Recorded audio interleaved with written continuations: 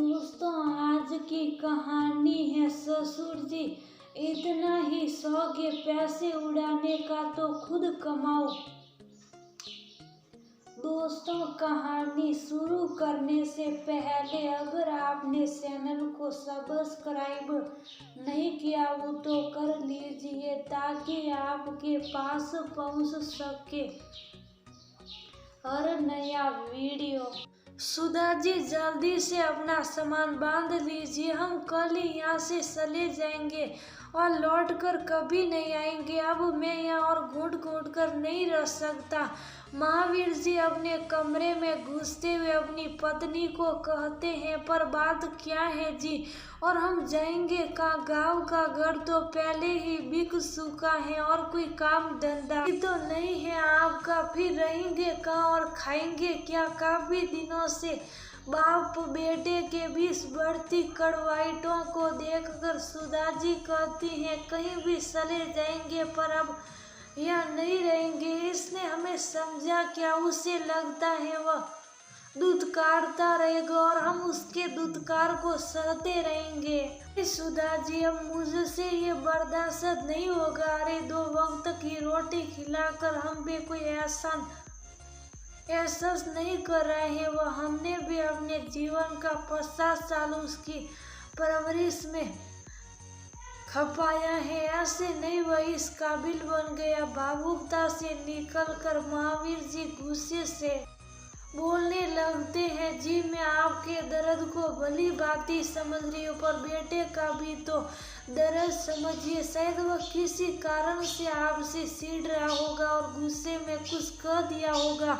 आप भी तो बेवजह उसके कमाए पैसे इधर उधर दोस्त मुहिम में उड़ा रही। दबी जुबान में सुधा जी कहती हैं, इतना सब जानने के बाद भी आप अपने पति को छोड़कर बेटे का पक्ष ले रही हैं। सुधा जी, माँ है ना आप, इसलिए पति से ऊपर बेटे के मोह को हावी कर लेती हैं और आपको कुछ नहीं कहता ना, इसलिए आप मेरे तकलीफ को नहीं समझ रही हैं। महावीर जी की बात सुनकर सुधा जी उनके पास जाती हैं और उन्हें कहती हैं, मैं सब समझती ही जी, मुझे भी बुरा लगता जब आपसे ऐसे लहजे में बात करता, पर गलती आप भी तो करते हैं ना। क्या जरूरत है आपको ये सट्टाबाजी करने की? अरे चैन से खाइए और सुकून से रहिए।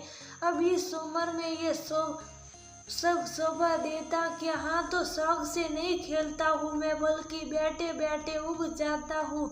मुझे यहाँ दिन काटना भारी लगता। बैठे बैठे तो मैं क्या करूँ और हर छोटी छोटी चीज के लिए अपने बेटे के सामने हाथ फैलाऊं नहीं कर सकता। ऐसा में सुधा जी, मैंने आज तक किसी के सामने हाथ नहीं फैलाया, तो अब क्यों?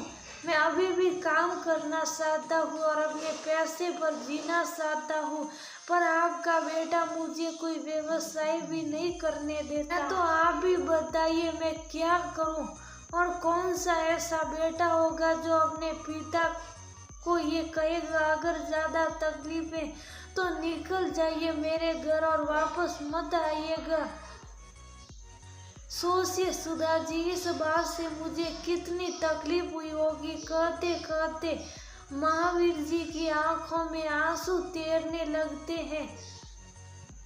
फिर कुछ देर शांत होने के बाद कहते हैं, मैं मानता हूँ कि मैं गलती कर रहा हूँ, उसके मेहनत से कमाए पैसों को इधर उधर में खर्च कर रहा हूँ, पर मैं भी तो मजबूर हूँ। वो ये क्यों नहीं समझता कि मैं भी दिन भर घर बैठकर उब जाता हूँ।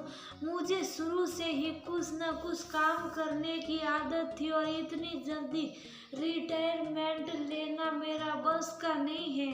मैं जीवन के अंत तक काम करना चाहता हूँ। जब तक मेरे हाथ पैर चल रहे हैं मैं किसी पर डिपेंड नहीं होना चाहता, पर यहाँ इतने बड़े शहर में व्यवसाय करना आसान नहीं है, इसलिए मैं अब यहाँ नहीं रहूंगा और उसे फिर से आत्मनिर्भर बनकर दिखाऊंगा। देख लीजिए सुधा जी, आप दरअसल महावीर जी और सुधा जी बेटे के जिद करने पर गांव का काम धंधा बंद करके बेटे के पास आकर शहर में बस जाते हैं। ऐसे तो महावीर जी की इच्छा नहीं थी कि इतनी जल्दी अपना काम धंधा बंद करके बेटे पर निर्भर होना, पर सुधा जी अपने बेटे के मोह में फंसकर ऐसा करने पर महावीर जी राजी कर लेती हैं, क्योंकि गांव में भी महावीर जी बिल्कुल अकेले हो गए थे बेटी की शादी के बाद। पर शहर आने के बाद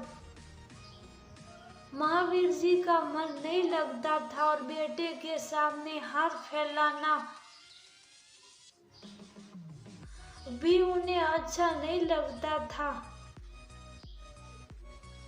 इसलिए उन्होंने पैसे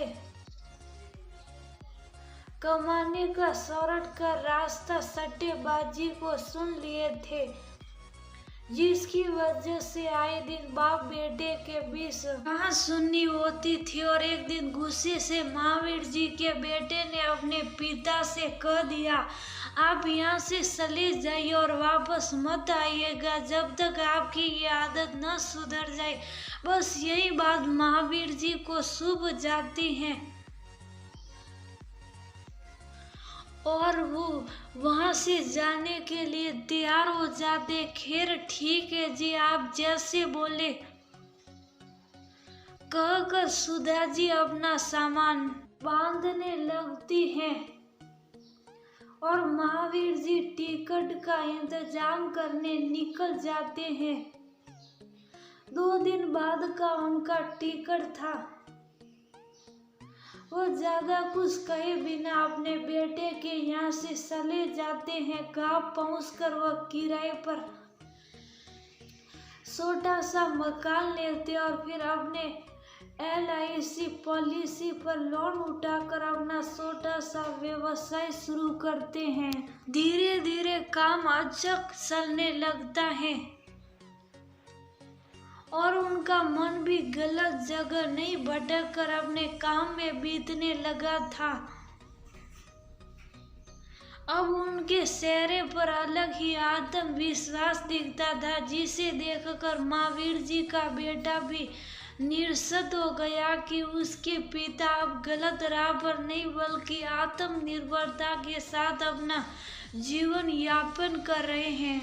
महावीर जी ने आत्मनिर्भर बनकर ये सबको बता दिया कि उम्र चाहे कोई भी हो, जज्बा होना चाहिए किसी को काम करने का। हाँ, खाली समय में रास्ते जरूर होने गलत अपनाए थे, पर वक्त रहते सही राह सुन लिए थे। और इस समय उनके बेटे का हाथ था। अगर वह ऐसा कड़वा वचन नहीं बोलता तो शायद महावीर जी गलत राह पर चलकर बेटे के कमाए पैसे को पानी में बहा देते।